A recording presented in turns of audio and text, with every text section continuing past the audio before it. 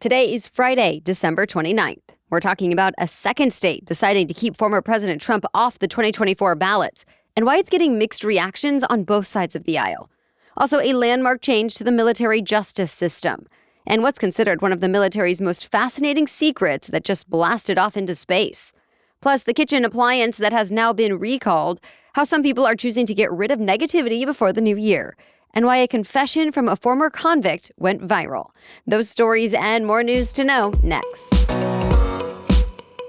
Welcome to The Newsworthy. All the day's news in around 10 minutes. Fast, fair, fun, and on the go. I'm Erica Mandy. Thanks so much for being here. You ready? Let's do this.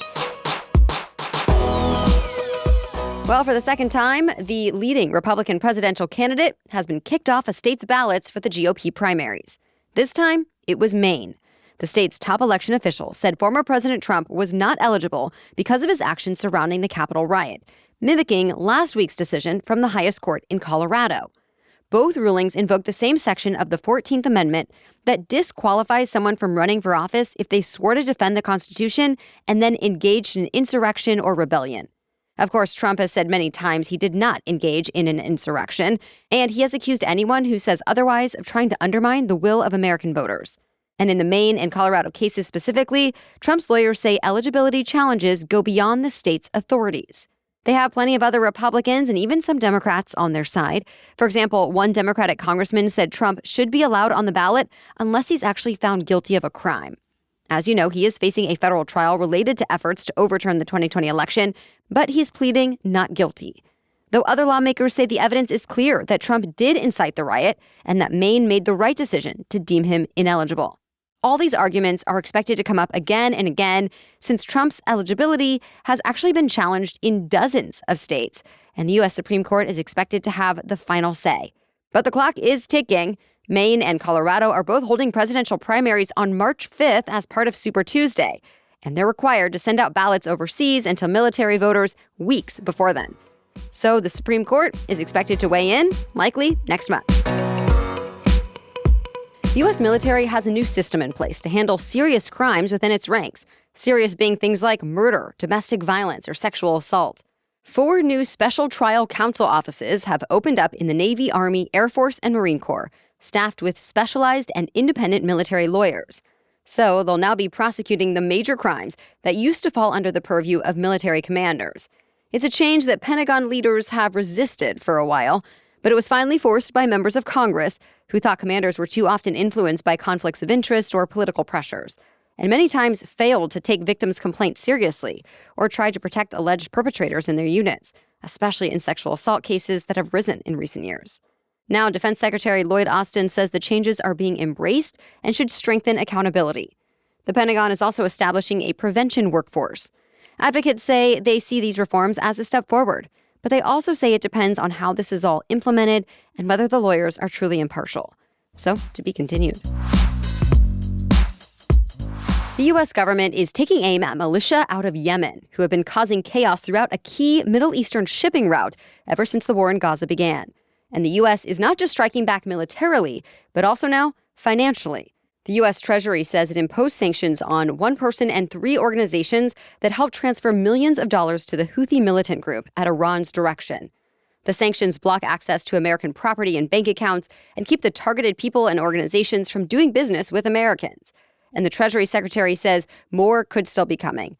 The Houthis are part of a network of regional militias that's backed by Iran, and they say Israel is their only target. But their recent attacks in the Red Sea have threatened the whole global economy, since major shippers and oil companies have had to reroute cargo away from the Suez Canal to avoid the violence. And that's a big deal, since that's a main route for ships and tankers traveling between Asia and Western markets. So all of this is expected to cause delays and rising prices. On top of the sanctions, President Biden also ordered military strikes earlier this week against Iranian-backed militia groups. This week, the U.S. celebrated half a century of the Endangered Species Act. That's the law that tasks the federal government with saving endangered plants and animals in the U.S., which means conserving their habitats and ecosystems, too. It transformed the U.S. Fish and Wildlife Service from a wildlife killing service to a wildlife recovery service. Over the past 50 years, the Department of Interior says the law has helped save hundreds of species from extinction. That includes American symbols like the bald eagle and bison. Others that have flourished in part thanks to the federal law include American alligators, grizzly bears, gray wolves, green sea turtles, and many more. When the Endangered Species Act first became law in 1973, it garnered unanimous bipartisan support. But despite what it's done to help wildlife, the Endangered Species Act has been losing a lot of support more recently, mostly because it doesn't really consider economic consequences. And it becomes a topic of debate when the law interferes with development, especially when it's on private property or to save animals that most people have never heard of or that are considered objectionable. So opponents plan to continue to challenge the law in the future. But supporters say it's actually more important now than ever in the face of climate change. More news is still coming up, but first, thanks to our sponsor, CastleFlex. I've always experienced the benefits of stretching since I grew up dancing, then later have enjoyed yoga. But I'm now realizing that the typical stretches don't always cut it. And using bands and ropes might not actually pull your toes down and back the way a stretch therapist does it. Well, enter the CastleFlex. When I use it, my entire body feels so much better the same day, and the benefits only increase the more consistent I am with it. In fact, my husband and I both use the CastleFlex now, and we're not alone. With 40,000 customers and an average review rating of 4.9 stars, no wonder they have less than a 1% return rate. Even professional athletes use this. Plus, CastleFlex is now HSA, FSA eligible, which is especially helpful right now if you have extra funds that are use it or lose it by the end of the year. So check it out at castleflex.com. That's CastleFlex, F-L-E-X-X with 2 X's. And be sure to use our code NEWS12 for 10% off. Again, go to castleflex.com and use the code NEWS12 to get 10% off. Okay, now back to the news. A powerful SpaceX rocket launched a secretive space plane into orbit for the U.S. military last night. But there's a lot of unknowns with this flight, and the mystery has made the journey especially fascinating to both analysts within the space industry and amateur enthusiasts. They have been trying to track its whereabouts and share theories about what it might be doing. But the military doesn't actually want people tracking it, so there are ways for the space plane to be hidden, like it changes its position often. This is actually the 7th time it's been to space, but this is the first time it's gone on the SpaceX Falcon 9, which is one of the most powerful operational rockets in the world. So it's believed that could mean it's heading toward more far-out destinations, like perhaps Mars. There's not a crew on board, and it operates autonomously. The space plane has been known to carry out cutting-edge research, and this time, on top of whatever it's doing for the military, it's also carrying NASA equipment to study how plant seeds are affected by prolonged exposure to radiation in space. It's also not clear how long this mission is going to be, but each mission so far has been longer than the last. So the thought is it might run until 2026 or later. Mortgage rates are closing out the year at the lowest level since spring. Freddie Mac says the interest rate on the most common type of home loan has fallen for the 9th week in a row. Specifically, the rate for a 30-year fixed mortgage now stands at 6.61%. And that's a big drop from October, when mortgage rates hit the highest level in more than 2 decades. That said, they are still much higher than the height of the pandemic, when they tumbled to below 3%. It hasn't been easy for potential homebuyers to get affordable loans since, and not just because of rates, but because of record-high housing prices. The National Association of Realtors says home sales are holding steady at a record low level. But there's hope for homebuyers in 2024, as the Federal Reserve has suggested interest rates will go down next year. If you got a new blender for the holidays, you might want to check it. Nearly 5 million BlendJet portable blenders were recalled this week over safety concerns. Federal regulators say they can overheat or catch fire, and blades can break off during use. At least 50 people have gotten hurt so far, and properties have been damaged. The Consumer Product Safety Commission says if you have one, stop using it right away and contact BlendJet for a free replacement. The affected blenders were sold online over the last 3 years and in stores like Costco, Target, and Walmart.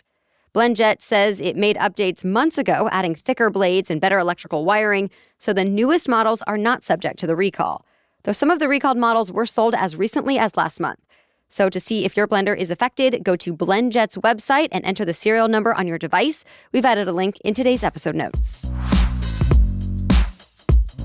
Before we can ring in the new year, we have to say goodbye to 2023, especially all the things we want to leave in 2023. And that was the theme of Good Riddance Day in New York City. People got together to at least symbolically cast away all their burdens, peeves, and bad memories. They wrote down on paper what they wanted to turn the page on. For example, medical bills, work stress, insecurity, regrets, bad habits, bad hair days, and so on. Then a magician used a lighter and a flourish of his hand to incinerate all the problems. Next up, the things we want to keep. At the other end of the block, people wrote more positive notes that will fly through the air as confetti on New Year's Eve in Times Square. That's it for the main news today, so now it's time for Feel Good Friday, when we bring you one extra feel-good or positive news story before the weekend. But first, a quick break for our sponsor.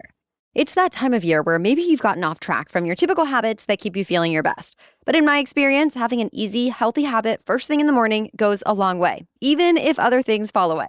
AG1 really makes me feel like I'm setting my body up for success for the whole day. I drink AG1 in the morning before I eat anything else. It's hydrating and nourishing. And since I've been drinking AG1, I've noticed improved digestion and even support for mental clarity. Just one scoop mixed with water gives me the comprehensive foundation nutrition I need with 75 high-quality vitamins, probiotics, and whole food-sourced ingredients. And each one of those servings costs less than $3 a day, which is not a lot when you compare it to taking a bunch of individual supplements that can really add up. So if you're looking for a simpler, effective investment for your health, try AG1 and get 5 free AG1 travel packs and a free 1-year supply of vitamin D with your first purchase. Go to drinkag1.com/newsworthy. That's drinkag1.com/newsworthy. Check it out. Okay, now back to Feel Good Friday. A former convict who taught himself how to read is inspiring others to do the same by being open about his literacy journey on TikTok. That's a big change for someone who actually didn't tell anyone he could not read for most of his life. Then in his 30s, Oliver James decided to make a change. He says he wanted to feel more fulfilled and connected to the world. Plus, he was hoping to become a father and didn't want to have a kid until he could read. So he picked up a book and started sounding out words. Words turned into sentences and sentences into chapters. After a few months, he was actually reading books cover to cover. And the more he read, the more he wanted to read. Then he decided to start being candid, sharing his whole story on TikTok. Now his TikTok account has nearly 300,000 followers, and people have commented on his videos saying he's inspired them to learn how to read too. He's also part of what's called Book Talk, which is a community of fellow readers who discuss and recommend books. Then the beginning of this year, James committed to reading 100 books. He's closing in on that goal now, having read 99 and working on his 100th. Nowadays, he's also a motivational speaker who shares his story with his students and literacy groups. He says he might even write a book one day. All right, we'll be back tomorrow with a lighthearted special edition Saturday episode for you, all about what shopping trends to expect in 2024. Then we're off on Monday for New Year's Day, but we'll be back to catch you up on the news on Tuesday. Before we go today, thank you so much for listening throughout 2023. We are so grateful to have your trust and be part of your daily routine. We'll keep working hard for you so we can stay one of your go-to habits in 2024. For now, have a great weekend, and we're wishing you a very happy new year.